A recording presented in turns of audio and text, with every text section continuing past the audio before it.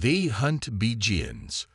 The vast emptiness of space stretched before the united starship Nemesis, its black hull absorbing starlight like a wound in reality. At 5 kilometers long, the warship represented humanity's final desperate gambit, a testament to ingenuity born from the ashes of near extinction. Captain Eleanor Rice stood on the observation deck, her reflection in the reinforced glass revealing the toll of 3 years of unrelenting warfare. The scar running from her temple to jaw moved as she clenched her teeth, eyes fixed on the navigation display showing their target. Outpost Krell 9, a Zith collective military installation. Status report, she demanded, voice carrying the weight of command honed through desperate battles and Pyrrhic victories. Lieutenant Commander Akira Yamamoto approached, tablet in hand. Engineering reports the void drive is stable, weapons systems at full capacity. Medical confirms the stasis chambers housing the 10,000 civilians are functioning optimally. He hesitated. And intelligence has confirmed the data. This outpost contains 3 of the scientists responsible for the Europa massacre. Eleanor's expression hardened at the mention of Europa. The moon colony had been humanity's largest off-world settlement, home to over 2 million people. The bioweapon the Zith deployed there had killed everyone in less than 6 hours. Men, women, children, all melting from the inside out while still conscious. The protocol stands, she stated firmly. We strike at 600. The protocol.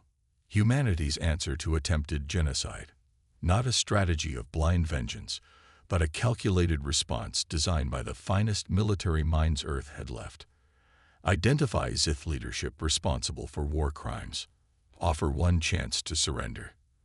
Extract all tactical information, and then ensure they could never harm another human. Captain, Yamamoto said quietly, some of the crew are questioning whether the protocol goes far enough.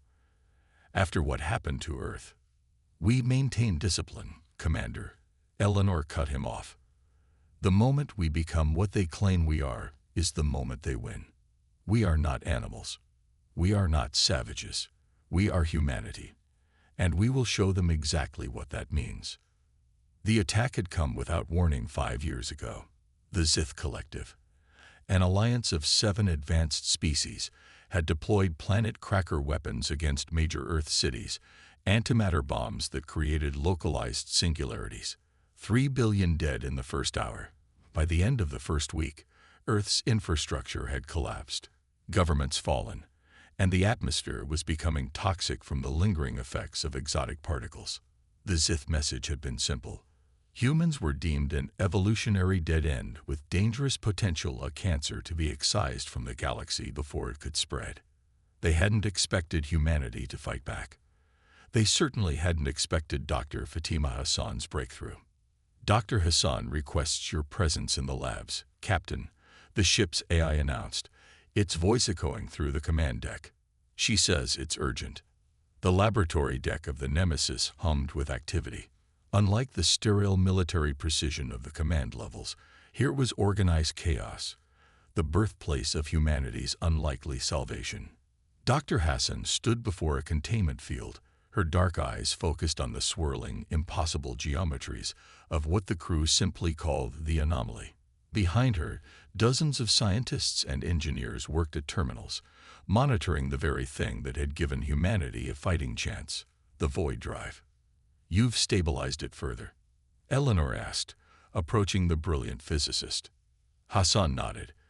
10% efficiency increase.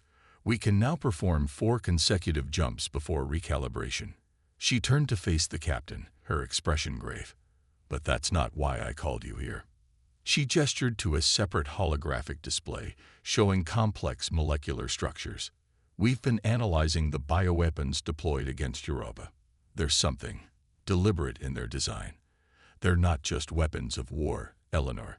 They're tailored specifically to human DNA in ways that suggest decades of prior study. What are you saying, Doctor? I'm saying they knew about us long before first contact. They've been watching us, studying us, perhaps for centuries. Hassan's voice dropped. And they were afraid of us before we even reached the stars. The revelation settled like ice in Eleanor's stomach. Update the protocol's extraction priorities. I want everything they know about their surveillance of Earth, dating back as far as possible. The attack on Outpost Krell 9 was swift and devastating. The Nemesis emerged from a void jump, a maneuver that tore open the fabric of space-time itself.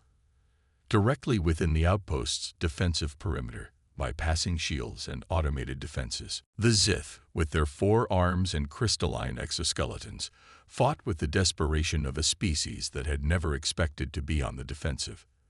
Their weapons, advanced plasma technology that had decimated Earth's initial defenses, seemed primitive against the gravity manipulation fields the humans now deployed. Sergeant Maya Chen led the extraction team, her powered armor allowing her to move with inhuman speed through the outpost's corridors. As head of the Nemesis's special forces, she had personally lost her entire family in the Seattle Singularity. Yet she maintained perfect discipline, following the protocol to the letter. Target 3 secured, she reported through the comm as her team subdued the Zith scientist designated as one of the Europa massacre architects. Proceeding to central database. The extraction took less than 20 minutes. 3 high-value targets captured, the outpost's complete database downloaded, and strategic assets destroyed.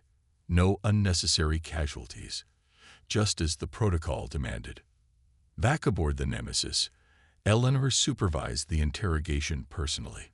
The Zith scientists, secured in containment fields calibrated to their unique physiology, clicked their mandibles in what intelligence officers identified as expressions of fear.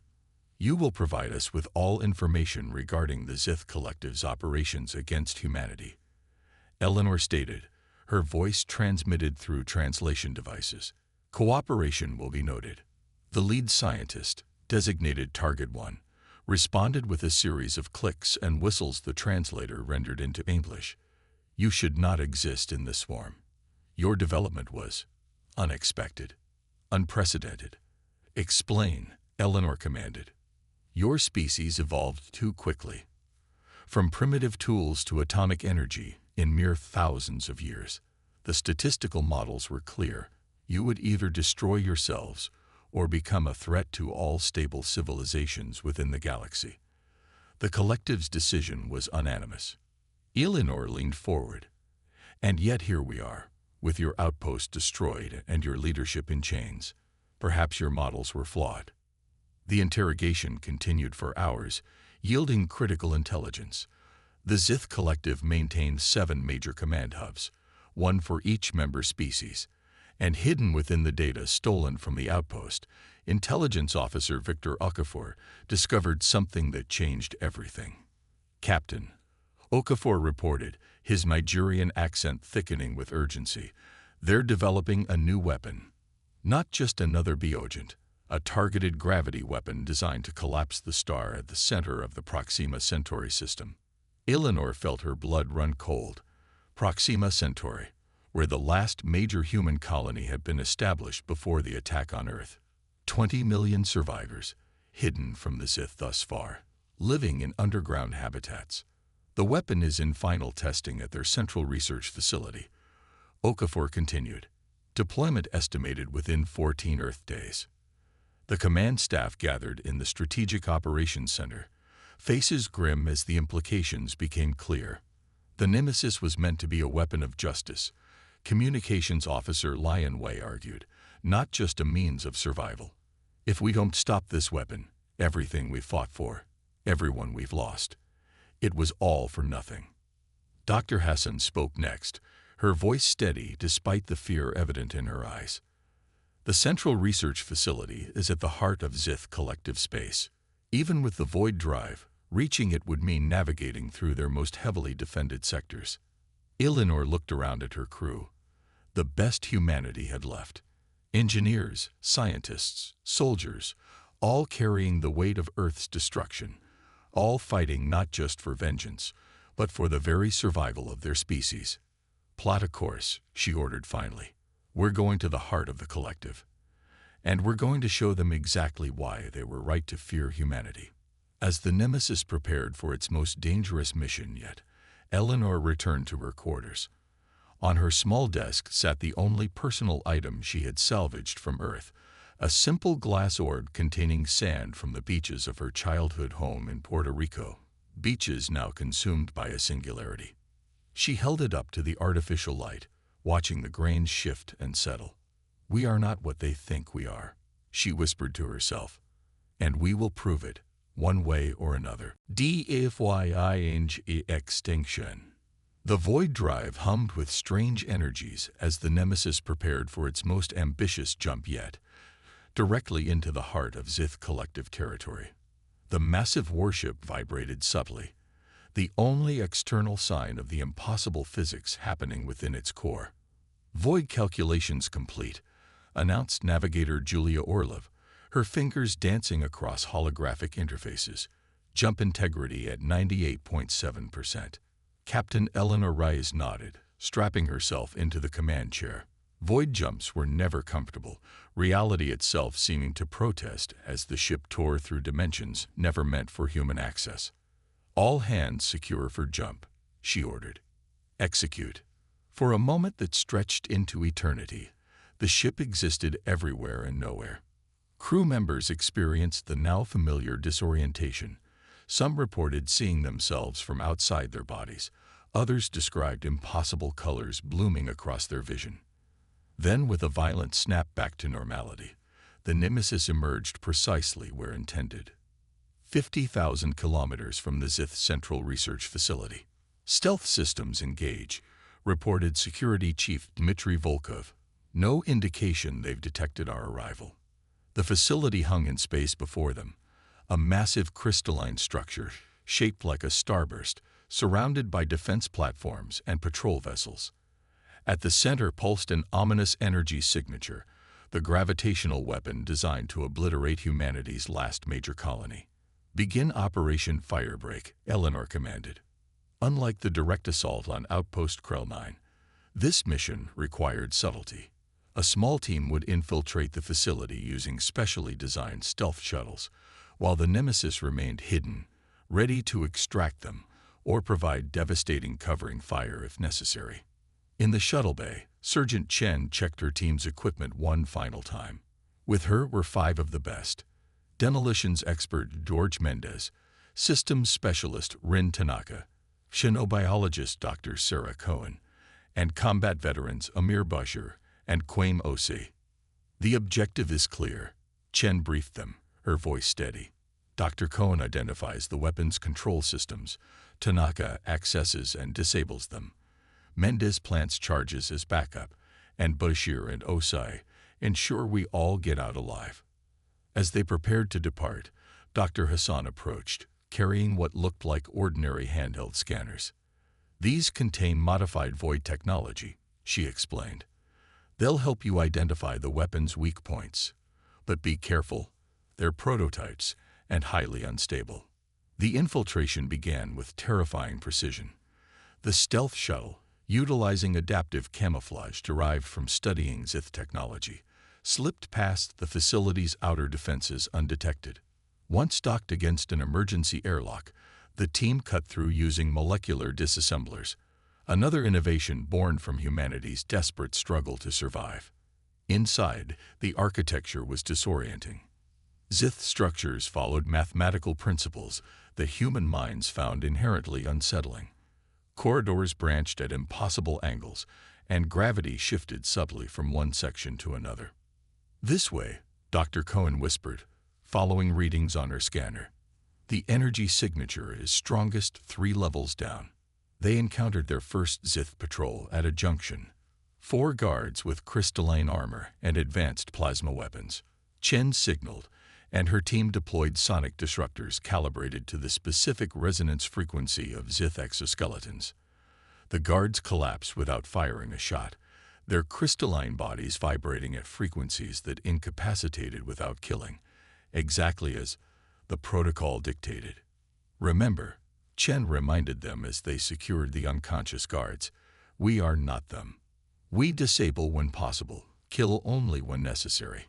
As they descended deeper into the facility, Tanaka accessed a data terminal, her augmented reality interface translating Zith script in real time. "Captain," she reported through the secure comlink, "I'm accessing their research database. This isn't just a weapon.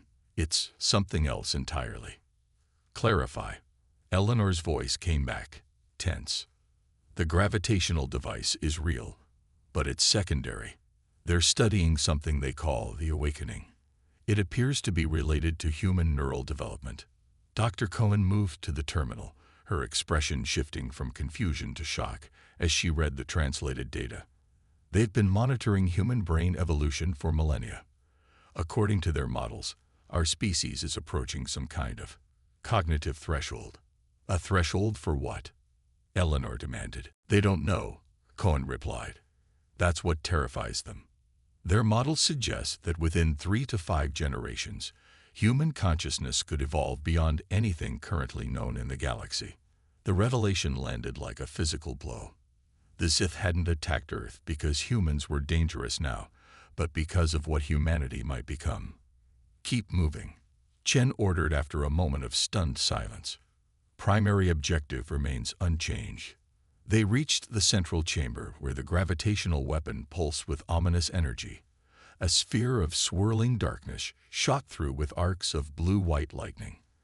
Around it, dozens of Zith scientists worked at various stations, monitoring its unstable power. "We can't take them all out silently," Bashir murmured. "Too many." Chin made a rapid decision. "New plan. Cohen, Tanaka, find the control center. Mendez, prepare a diversion. Bashir, Osai, with me." The diversion came in the form of a targeted electromagnetic pulse in an adjacent laboratory. As alarms blared and most of the Zith rushed to respond, Chen's team moved in, securing the weapon chamber with minimal resistance. "I need 3 minutes," Tanaka stated, fingers flying across the alien interface she had hijacked. "You have 2, Chen replied, as security protocols throughout the facility began activating. On the Nemesis, Eleanor watched the operation unfold through helmet cameras.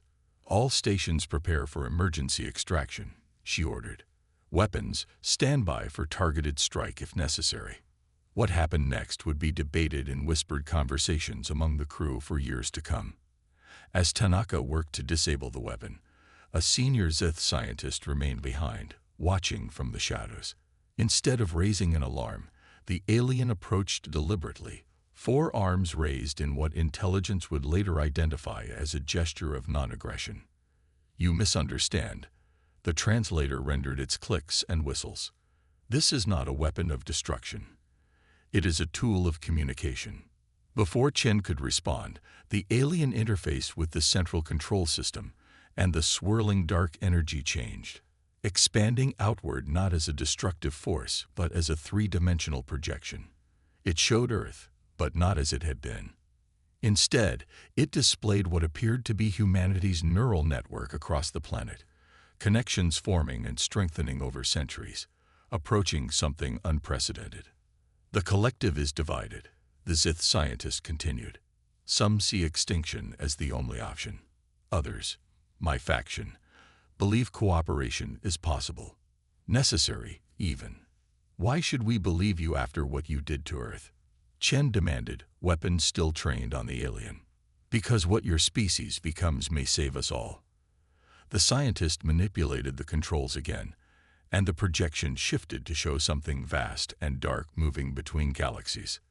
"This is what comes. In 9,000 of your years, it arrives. Only evolved consciousness can perceive it, let alone stop it."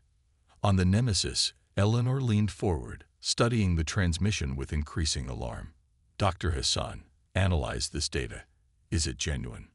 Minutes stretched into unbearable tension as Hassan and her team worked. Finally, she responded.